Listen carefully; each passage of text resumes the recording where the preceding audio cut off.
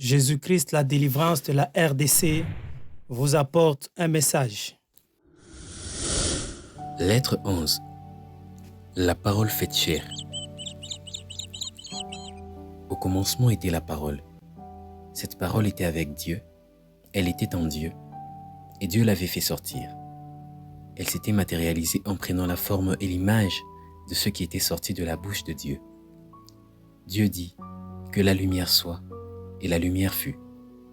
Cette lumière était en Dieu, il l'avait fait sortir par la bouche. La parole de l'Éternel s'est matérialisée en commençant par la lumière, la végétation, puis toute la création. L'Éternel Dieu avait dit à Abraham que sa descendance serait menée en captivité. Vous retrouverez cela dans Genèse, chapitre 15, au verset 13.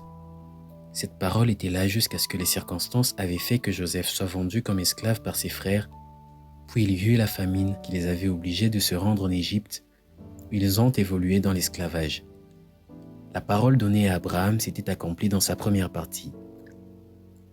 La suite était la délivrance. La parole était là jusqu'à ce qu'elle soit donnée à Moïse.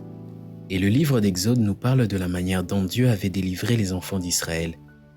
La seconde partie était aussi accomplie. Après la sortie des enfants d'Israël, Dieu a commencé à leur parler par la bouche de Moïse. En Deutéronome 32, il dit ce qui suit. « Ils ont excité ma jalousie par ce qui n'est point Dieu.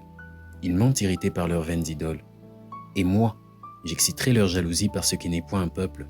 Je les irriterai par une nation insensée. » Cette parole était toujours là. Nous y reviendrons. Dieu avait promis à Israël que le Messie viendrait. La promesse était que le Messie viendrait. La parole était restée en attente pendant une longue période, jusqu'au jour où elle était proclamée par l'ange Gabriel sur Marie. Marie était la destination finale où cette parole devait revêtir la chair.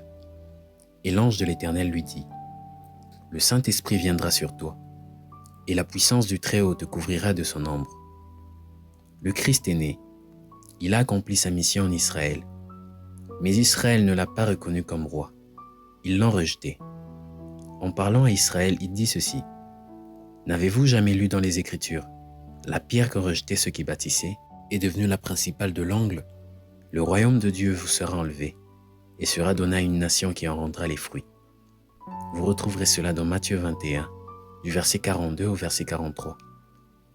Cette parole était en train de planer sur les peuples, et comme elle devait s'accomplir chez les nations, l'apôtre Pierre donne encore plus de lumière quand il raconte dans Actes chapitre 15 au verset 14 comment Dieu a d'abord jeté les regards sur les nations pour choisir du milieu d'elles un peuple qui porta son nom.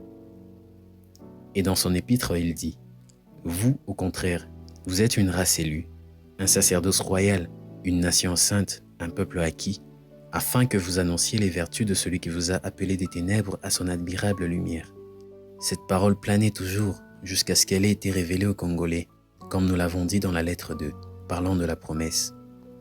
Cette parole a commencé à prendre forme au milieu des Congolais, selon que Dieu a eu à parler à ses serviteurs, à ses envoyés dans cette nation.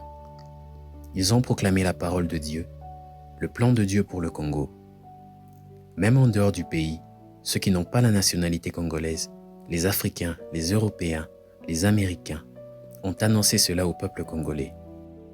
Cette parole ces dernières années est devenue comme une grossesse à son 3e trimestre où la femme se prépare pour accoucher. Maintenant le temps est arrivé pour la manifestation de cette parole.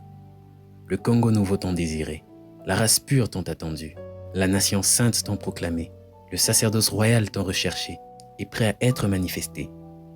La parole de l'Éternel est la lumière, la vie et la vérité. Un Congo nouveau, un peuple renouvelé avec une conscience renouvelée, avec une nouvelle identité dans une nouvelle vision, pour bâtir le pays afin de lui donner la place qu'il lui faut dans le concert des nations. Nous revenons pour dire ceci. Ce que Dieu avait dit dans Deutéronome 32, ce que Jésus a dit dans Matthieu 21, ce que Pierre avait repris dans 1 Pierre 2, ce que Paul a dit dans Galates 4, ce que Pierre a encore dit dans Actes 15, a revêtu la chair pour être manifesté au milieu des Congolais, et le monde entier verra que Dieu a choisi la RDC. La pierre qu'Israël avait rejetée, Dieu l'a placée comme fondement dans cette nation pour un Congo nouveau. À Dieu soit la gloire.